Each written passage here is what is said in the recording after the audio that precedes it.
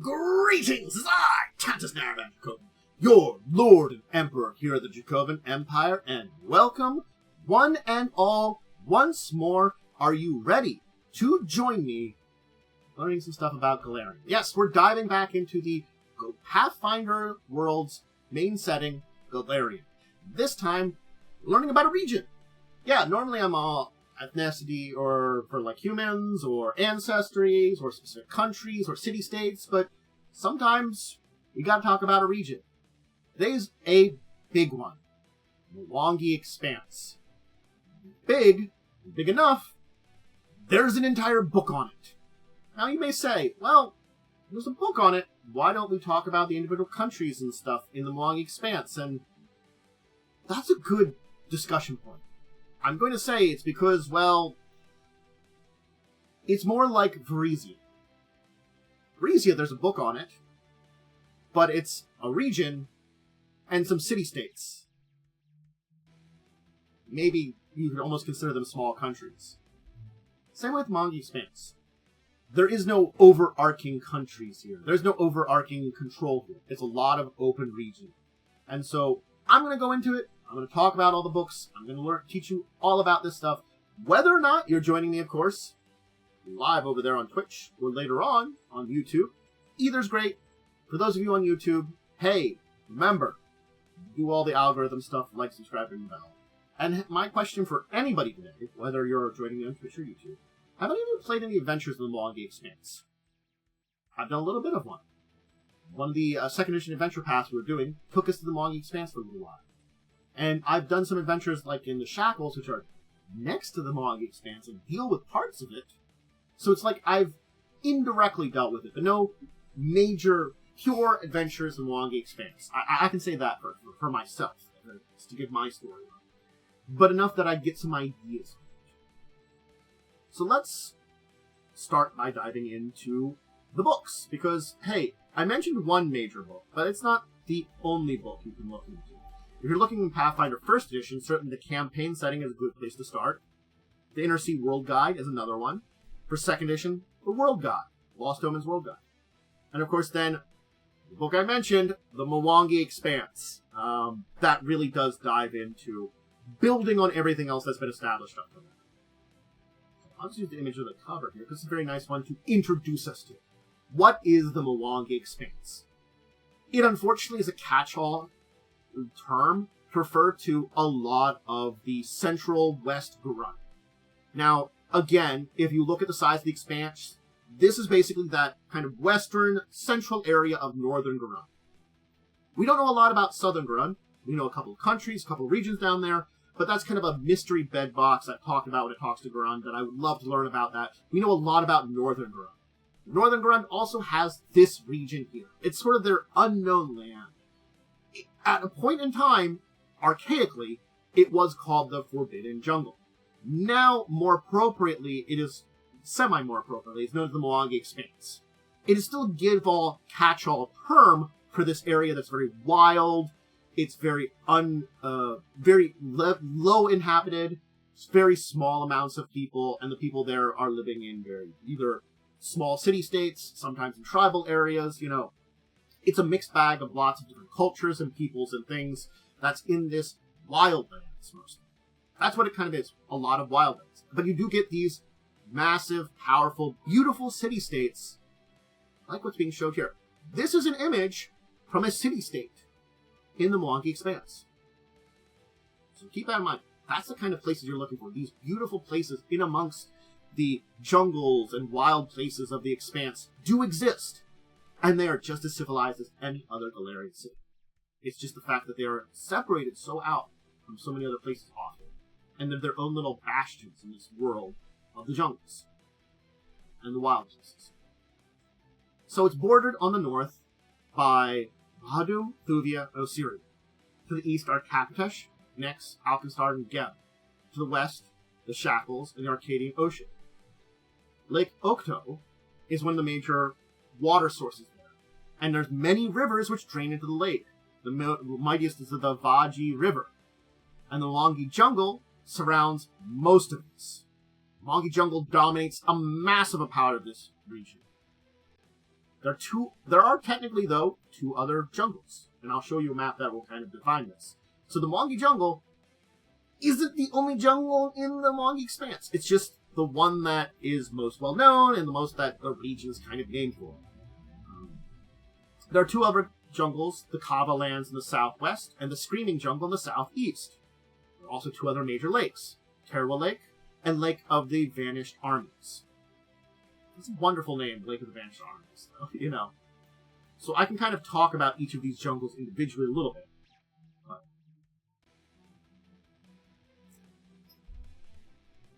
Lake Okto has the dreaded city of Osaro on its lake's southern shore. A number of ruined cities in there. Plenty of interesting fauna and stuff like that.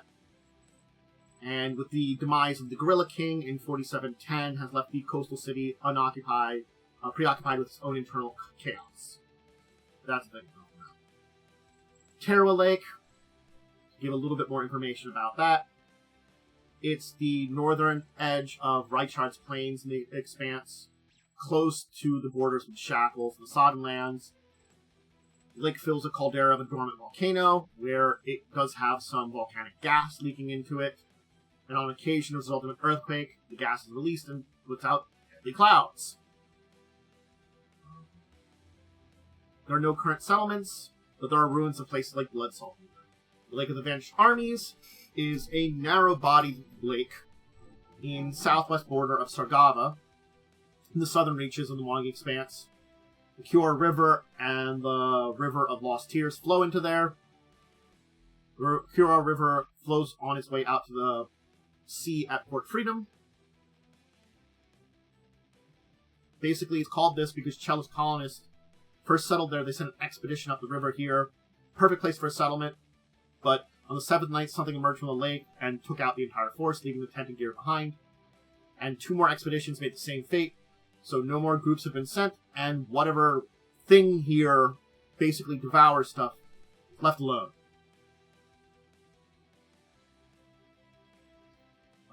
There are Lasmosauruses in the lake, and people say, from legend, that they're offspring of Oamak, the mighty monster which is said to be in the depths of the lake, which swallowed the armies, basically. Whether Oamak is the source of it or not, that's hard to say. Giving a little bit of extra information on the 3 major jungles. That's what we can talk about here. The Mwangi jungle has a lot of rivers, has some settlements in it, some ruins in it. I'll just keep it to the basics. It is was archaically known as the Forbidden Jungle, is the Mwangi jungle. That kind of idea, and because it's the largest area in the Mwangi Expanse. It's a rainforest, and that rainforest has actually been exacerbated by its closeness to the Eye of Abendigo. So the massive super hurricane, which is permanently off the coast, has made it even more of a rainforest. Kava Lands is a peninsula region in the western coast there. It is part of the Mwangi Expanse. It's mostly jungle. It has the city of Sengor. It's fiercely protected by the Kava tribe and a lot of other beings that are there. The Screaming Jungle is the southeastern there. It's a cloud forest, and it's known for named for its constantly screeching monkeys that live in the canopy. So it's a Screaming Jungle because there's so many monkeys up in the canopies that are just screaming. The jungle floor is home to numerous carnivorous mobile plants. So yeah, the Kori River flows through there. It's a source of darkwood, and is traded in Kiwebe and elsewhere. So it's a great source of darkwood. It's known for its screaming monkeys and carnivorous plants on the floor. A pleasant place. Mountains. We can talk about mountain ranges because those are important. The barrier wall is in the north. The Brazen Peaks in the Shattered Range to the east. If you want to get to Osirian, you go through Ko-Orane Pass. The Needle Gap leads to Nex. And when the Gorilla King's forces attacked Alkenstar, they used tunnels underneath the Shattered Range in 4690. Of course, the Alkenstar forces have now collapsed those tunnels. There are some highland regions that are in here, though. The Terra Uplands and Bandu Hills. Oh, I should switch to... So I can go to the map here when I'm talking about all these things. Man, I forgot to do that. Oops.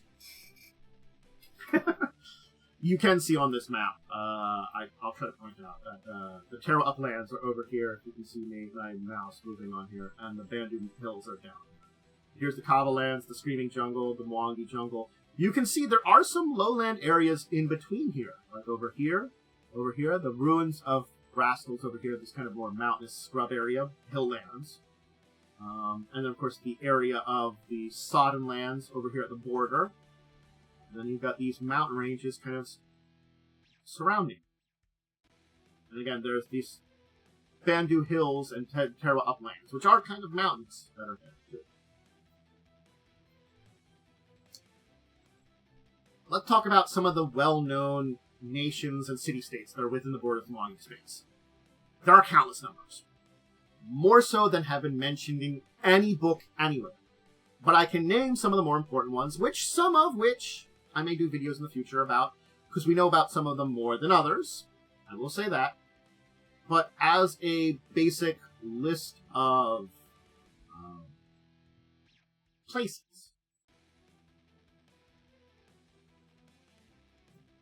For nations, Blood Cove, Kiwabe, the Mujable Elf Nations, Mwali J Elf Nations, I'm sorry for butchering those, Ali J, Ikuje, Kali J, Mazali, Nantambu, Nine Walls, Sengor, the Sodden Lands, technically count as Mwangi Expanse, I talked about them already, Viridian, and Usaru. And again, I've already talked about Viridian and the Sodden Lands in previous videos on that. But the Sodden Lands were a number of nations too, but they do count as the Mwangi Expanse region. This not to say there aren't other cities and settlements. I can talk about a massive amount of cities and settlements. I can list them off here. I'm not going to go into details about any of these, really. But like in the Mwangi Jungle, there's Abjit, the area of bloodletting songs, pleasant sounding. Akrivel, Berry Nib, Blood Salt, Brimstone Falls. Dokaran, Doorway to the Red Star, Drowning Stones. Egregzia,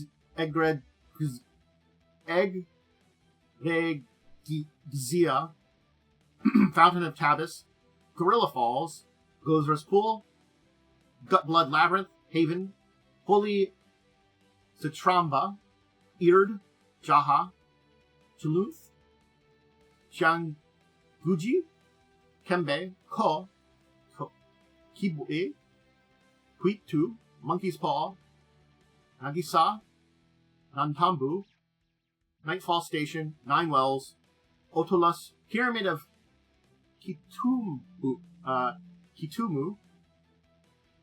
Rage's Circle, Rostel, Saruk, Savanth Yi, Sele, Spire of Destiny, Sphero Saperu, Tafij, Taizan, Suitai, Usaru, Whitebridge Station. Most of those, we have at least their names and some basic information about. I'm going to say, there's some more I'm going to talk about for some other regions still, but that's the Mwangi Jungle. Remember, it's dominating that area there. Most of the Mwangi Expanse is that jungle. Not all of it. In the Kava Lands, there's Blood Cove, Bully, Dark Reach, Arsooth Mine, Free Station, Amuzois, Mabaiki, Moonplum, and Sangor again? Sangor might count as both of them. No, Sangor I didn't mention before. Sorry. I thought I did. Oh, I did in the countries. That's why. Screaming Jungle has Arzikal, Debebe, Elo Koloha, Ivory Boneyard, Liklak, Muzali, Osibu, and there's also known to be in existence, but exact location is Tomb of the Thousand Tucks, Ul Duvai, and Zurakai. So again, some of those are city-states. So I mentioned them in the nations. Others are not. So certainly, I will probably have to, after this video is done, go and figure a list of places. Like, I will have to do a video on the Senkor. I don't think I've done that yet. The city-state. But yeah. There's a lot of places there. There's a lot of cities. Some of them are just small settlements on their own. Others, certainly speaking, are actual nations that have built themselves to connect us. Like, I can talk to you about, like, these are small settlements and regions and sites.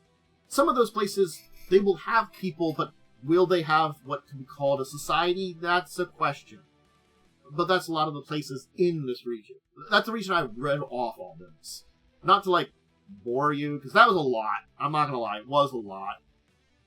But it's the entire thing that there's so much stuff there. Because that's the other part about the Mwangi Expanse. Ruins and signs of ancient civilizations. I'll talk about it in a minute when we talk about their history. But it's deep there.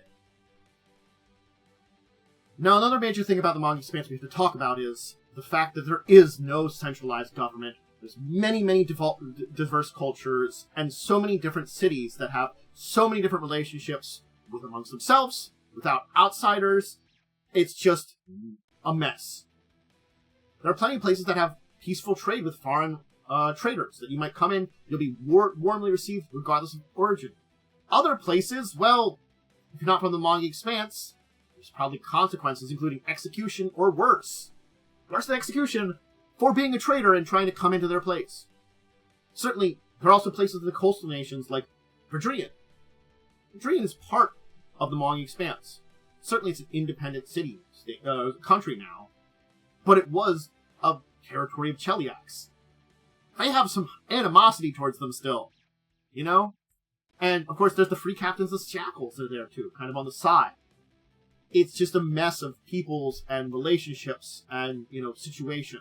And it's still, with the massive mountain ranges, the massive hurricane, and the realm of pirates, aka the Shackles, right on the edge, it's still really hard to get in the Mwangi Expanse and explore it and travel there.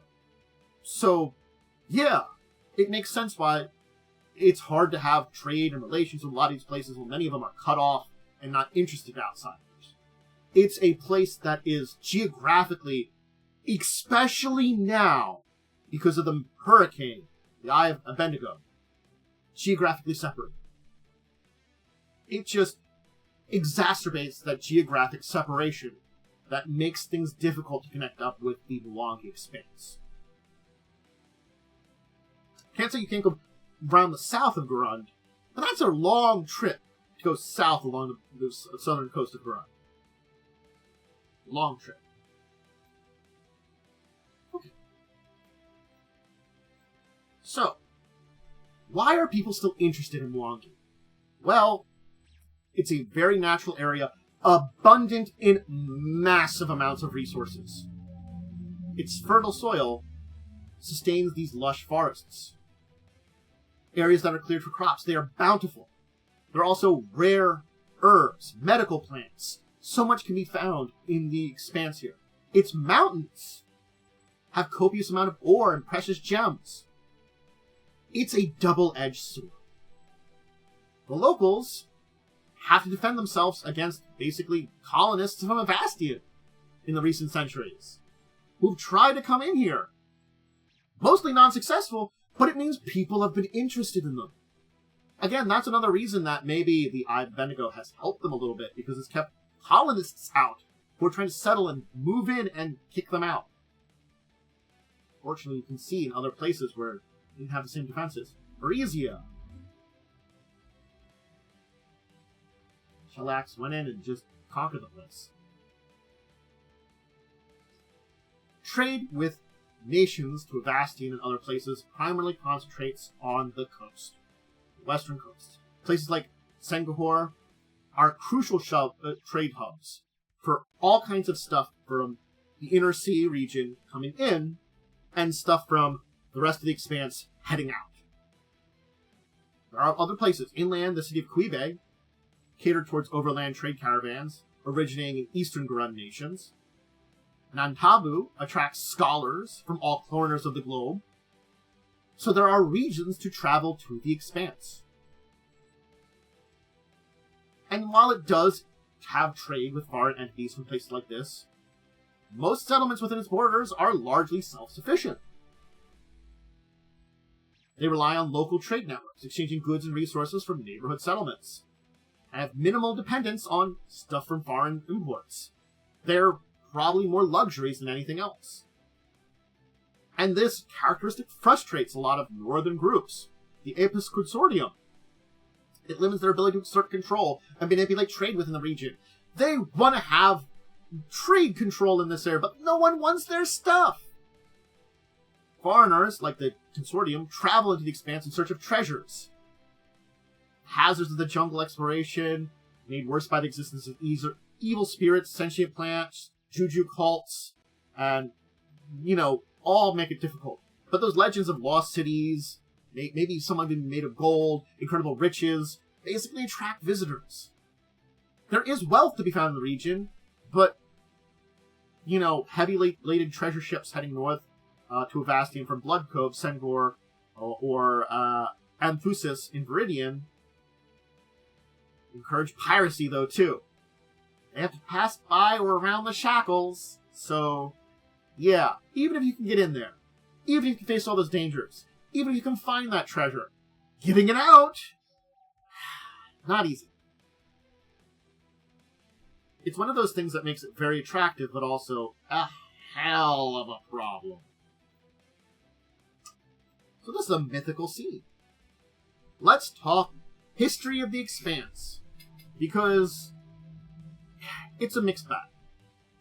This is something dealing back to the age of Anguish. This is Old Mage Tembe and the 10 Mage Warriors basically trying to restore civilization to the Expanse after the Age of Darkness, after Earthfall. That's this image here. So, the thing is, ancient history of the Expanse is largely unknown. There are human ruins that can be as old as any found throughout Golarion. We're talking the oldest human ruins. We're talking pre-Aslanti. Ancient. It is known that during the Age of Serpents, the Expanse was part of the Serpent Folk Empire. And in the Age of Legends, I'm going to see if I can get a good pronunciation of this one. Sorry. Malajay elves began settling the northern jungle and came onto conflict with expansionist humans. When Aslanti rose, it came in conflict with Serpent Folk. It emerged victorious when Sabbath decapitated the Serpent Folk's patron deity, Yardursius. Sabbath being the great Aslanti hero who defeated the god during the mythic Age of Legend. The Aslanti established the outpost of Savath Yi, but really didn't settle the Expanse. And that power vacuum let the Cyclops Empire of Golgon to move in there. So that's the kind of basic overarching history we know. We know there are humans in the jungle, they're ancient, they're old. We also know the Serpent Folk ruled it for a while. We know the elves, when the elves kind of came into the area. We know when the Serpent Folk Empire fell. We also know that Golgon took over for a while. Now we get to this Starstone falling, we get to Earthfall. Negative 5293. Golgon, Sabbath Yi, all fell because of Earthfall. Granted, I talked about Golgon in the past, it already was falling. Sabbath Yi, just with the destruction of Aslanti, fell with it. And in the aftermath, a terrible creature, Dahaka, basically the patron deity of evil dragons, came into our world, slipped into the material plane, and devastated the Mwangi Expanse until the Malajay, at the cost of lives, managed to trap his manifestation between the planes. We get the Age of Darkness. The place has been devastated. So basically, all that was left there of maybe civilizations, after the major ones fell, was also devastated by god dragons showing up and just nuking the place. Just pleasant thing on top of pleasant thing. And this is the Age of Darkness, with, the everything going wrong. The Age of Anguish. And then we get old mage Dtembe and his 10 warriors, trying to reestablish civilization. Dtembe is theoretically still around. I'm going to say that first. So, he's a great wizard and folk healer to Mwangi. He's vanished from history. There are no known tombs of him or his 10 warriors.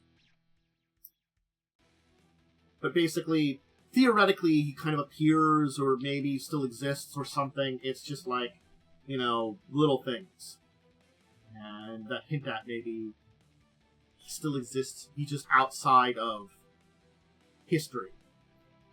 Because you can find a picture of him and Baba Yaga hanging out. Said they still meet occasionally.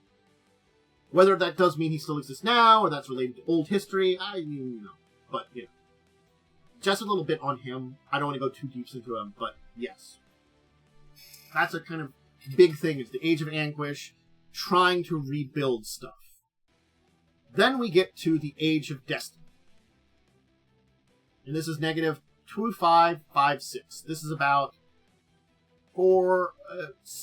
7,000 years before the current age. We're getting to the Age of Destiny. Followers of the magic warrior Black Heron united some of the tribes to fight the cult of Rovagon. The cultists are defeated. And from that, the Shori Empire is founded. Shori Empire being one of the major empires that was in the Mwangi Expanse for quite some time. I'll have to do an entire thing on an old empire for the Shori, too. I'm not gonna lie, I will have to talk about that. There's still some connections left over from them, and the Shori people that might have survived, but most of them are gone at this point in time. They had flying cities that they sent to the air, powerful magical places that they rose up. The first flying city, Ko, took flight in negative 2323. They maintained a nomadic lifestyle with these flying cities offering knowledge and services to the people they passed over. But they began consorting with demons, and the Dark Tapestry fell into decline. Ko fell in negative 632. Udalvi, another one of the major ones, in 507.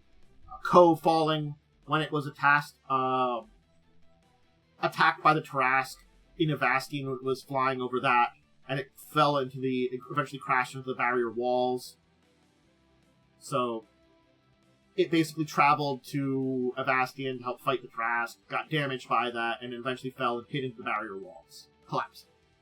So, the fall of its cities, the collapse of its flying ships, led to the end of the Shori Empire, and a kind of quieter time to Mwangi Expanse.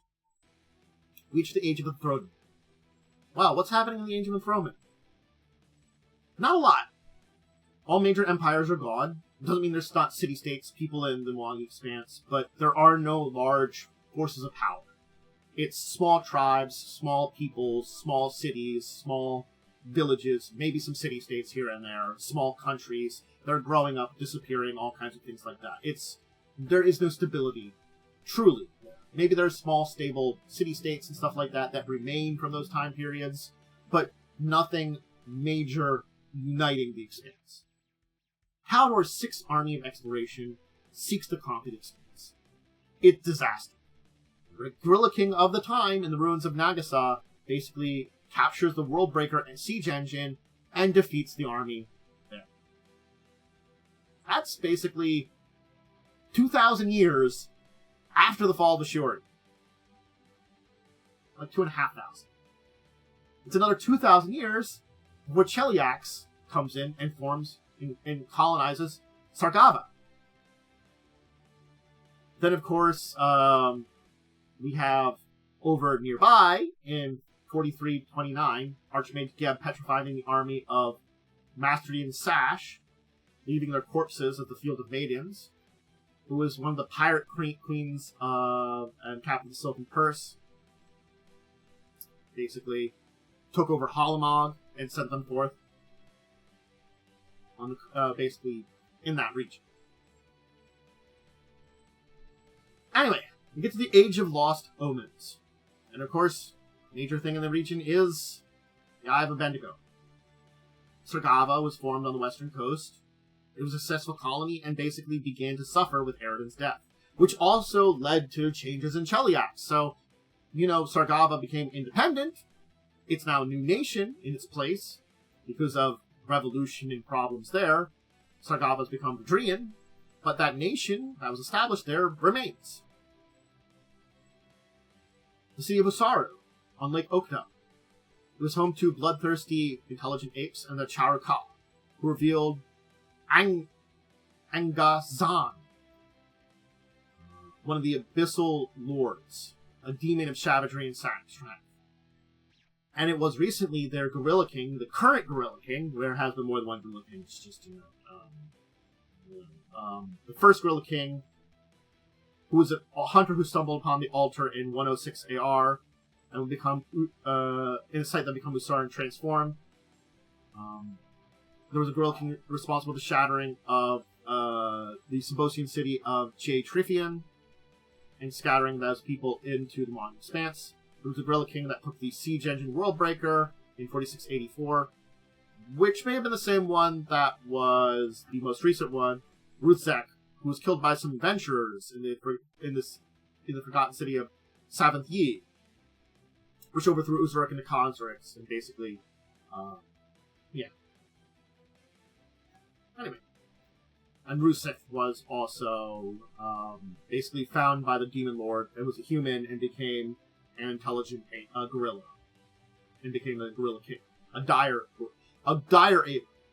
He was reincarnated with intelligence. Mind of a person corrupted by a demon in a body. So yeah, other things that have had some effect: unification of shackles, of course, into a pirate nation. Yeah, it's not a completely unified nation, but in 4674, that had a lot of effects on passage of goods into the Expanse. And, of course, there's Blood Cove. And yeah, Sargava becoming Viridian was the other big thing that happened. But that's kind of like the major things that's going on here, too. Yeah. So, we had the loss of the Gorilla King. That's caused some upheaval in the region. The Eye of Bendigo. Shackles pirates, changing of nations. It's not going to super depths of any singular place, but you can tell that Mwangi Expanse is tumultuous. Who lives there? That's a really good question. Who lives there? Because the Expanse is lush, it's vibrant. There are stories, legends, rumors that can invoke awe, caution, treasures, and there are people. Many, many people, and many of them are unknown to anyone outside the region, let alone outside the Inner Sea region. So sometimes there's some people known in the Inner Sea region. Sometimes there's people that are not even known in the Expanse. There's natural splendor, artistry, intellectual pursuits to flourish here.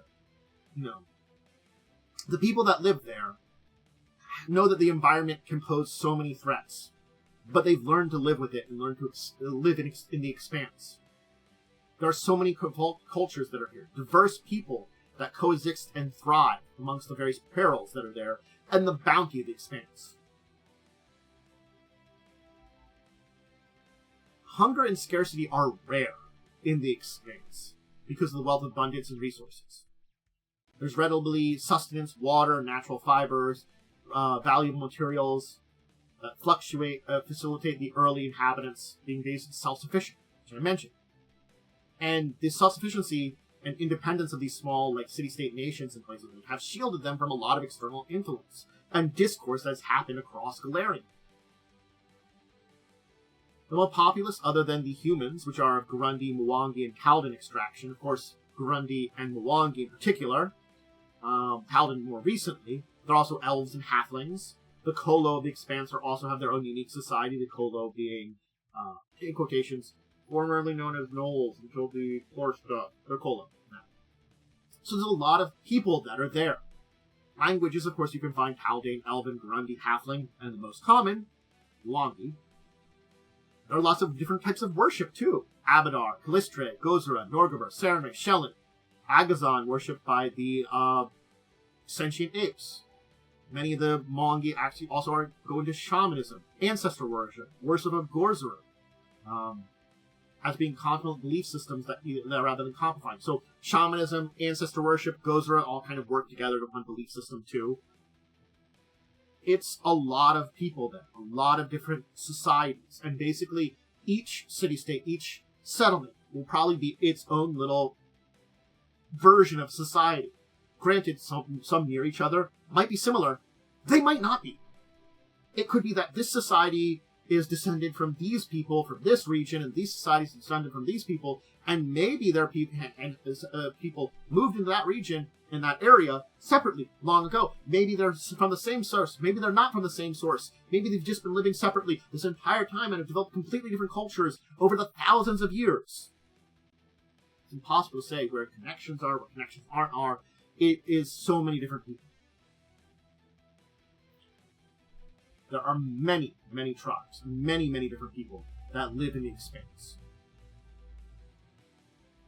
A lot of historical nations that have lived in the Expanse, too. I can say that for sure. We've talked about a few of them here.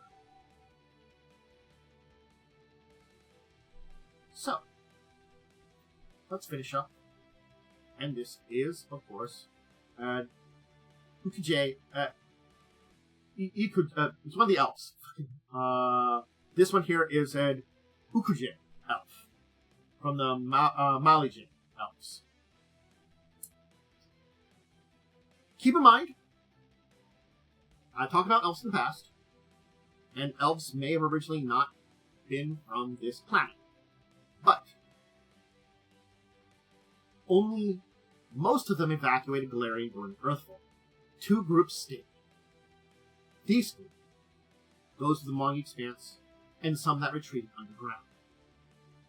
These tribes, these people that remained, unlike the Avastians, became known as Malije, and have lived as they always did in the jungle.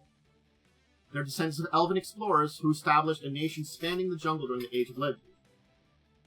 They stopped Takaka's rampage, at a great cost of lives that made sure they lost that empire they had claimed in the jungle.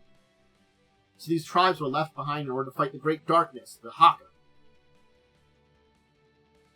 should he return. There are elven epic poetry describing these great elves in places like the ruined cities of Nagasa, or tradition. There are 3 main groups: the Ekuje, I'm showing one up here, the Alije, and the Kalije. These are the 3 main groups of elves.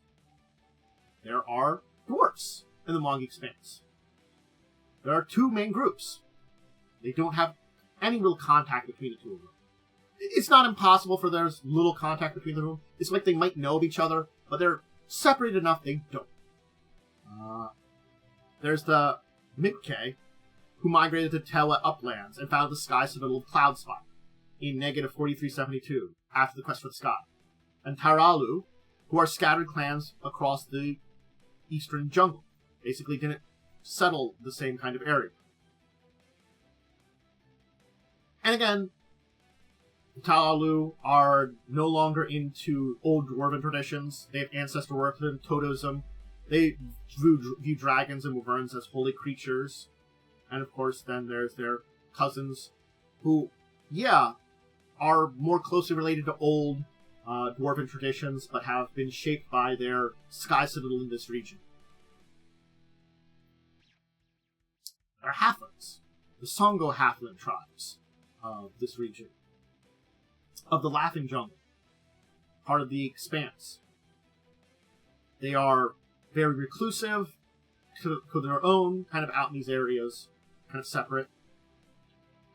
The lizard folk, mist dragons, who are secretive lizard folk, the Ruxi, who live and travel exclusively in the rainforest treetops of the Expanse. Mist folk deal with a lot of others too. Of course, I mentioned the Kolo, the various human tribes, which there's probably many, many different ones of.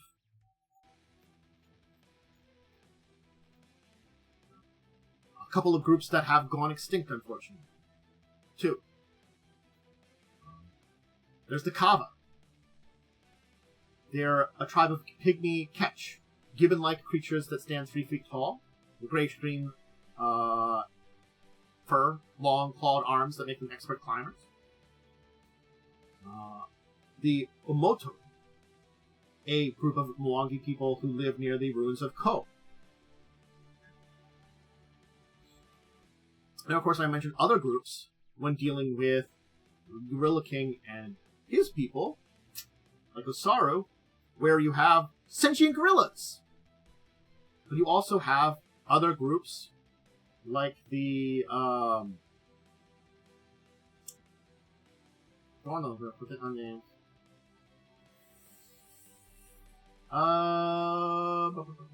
have to find it.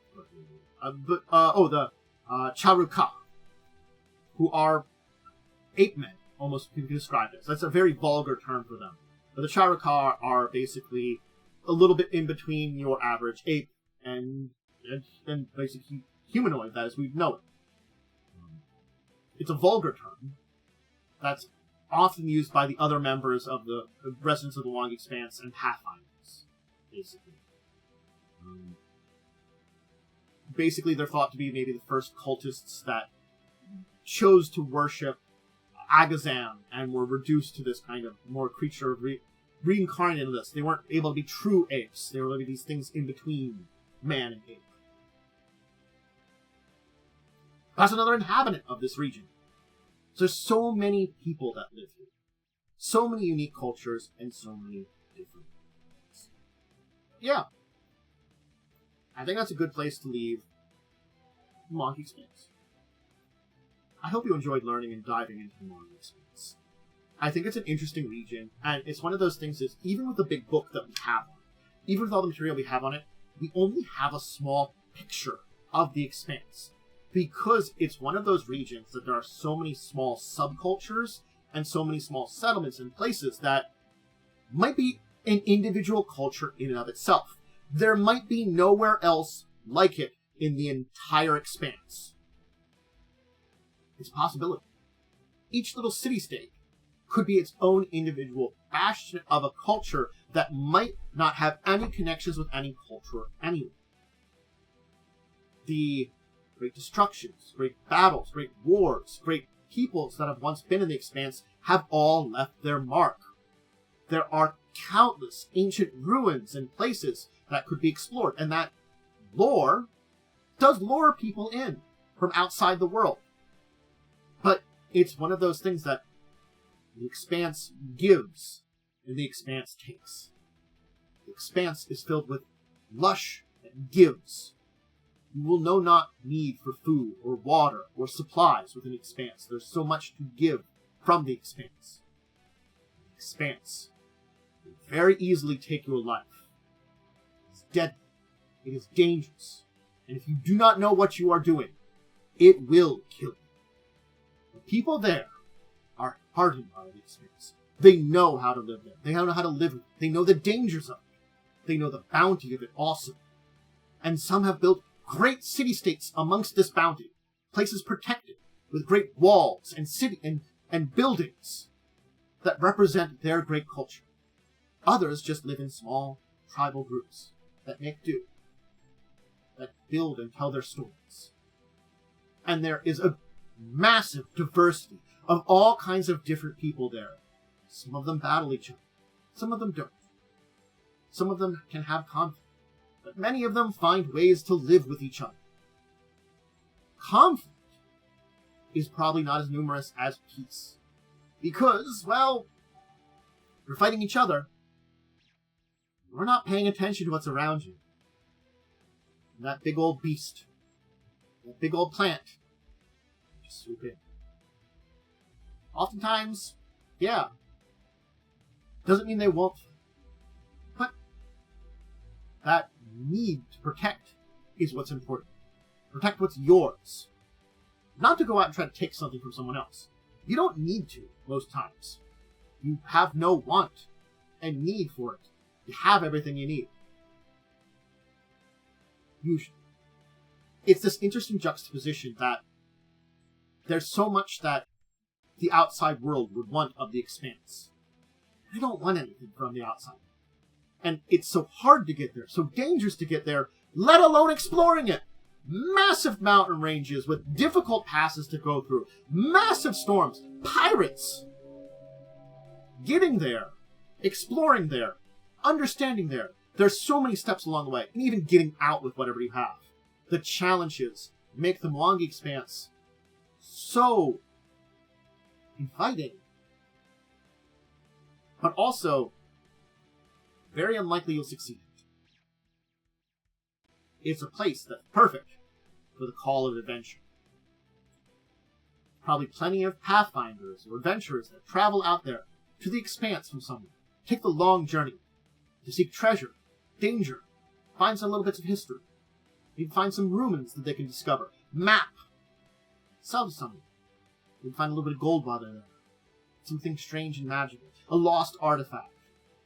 There's so many things to discover. Make peace with some people, trade some things with them, learn some information, learn secrets, more stuff. So much call adventure is the Mwangi Expanse. Certainly not to think about. I hope you enjoyed today. I really do love the Mwangi Expanse as a place. I think it's pretty well developed and interesting ideas and concepts about it, about this massive cultural area that the dangers and wildness of that place has kept only small bastions of civilization.